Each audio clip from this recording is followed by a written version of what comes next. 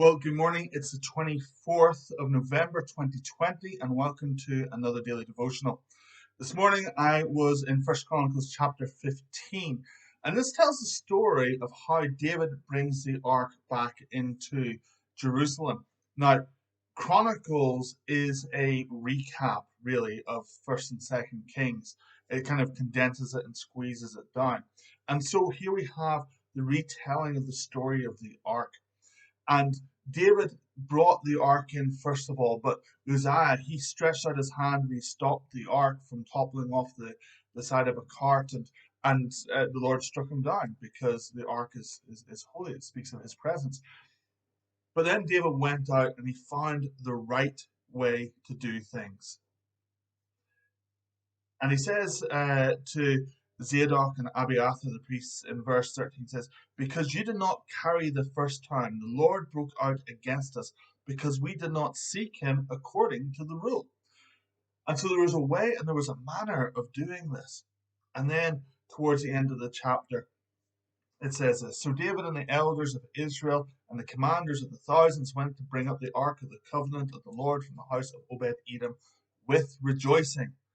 And because God helped the Levites who were carrying the ark of the covenant of the Lord, they sacrificed 7 bulls and 7 rams.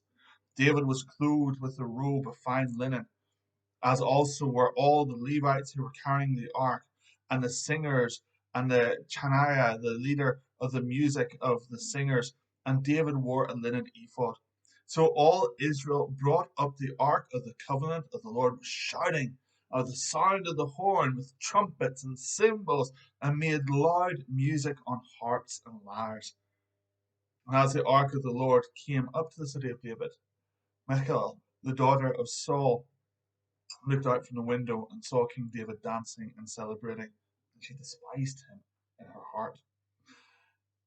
And this story tells of how David brings up the ark to Jerusalem, and there's just so much celebration, and there's singing, and there's dancing, and there's jumping, and there's horns and cymbals, and people are just making a noise of celebration to the Lord.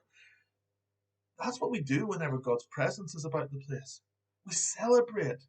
We rejoice because the ark represents God's presence and it represents his covenant with his people. Now we're part of a better covenant, the covenant that is bought through the blood of Jesus.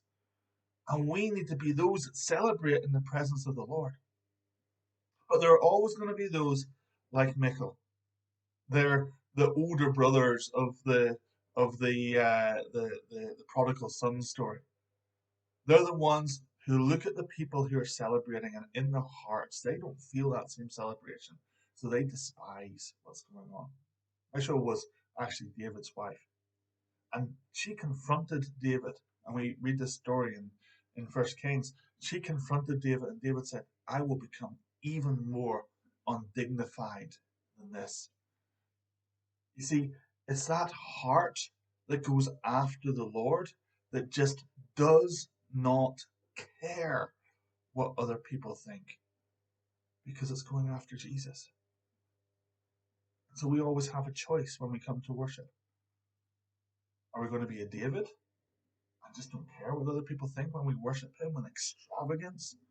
Are we going to be like Michal, who's going to look and judge and despise and have all kinds of issues going on within our heart?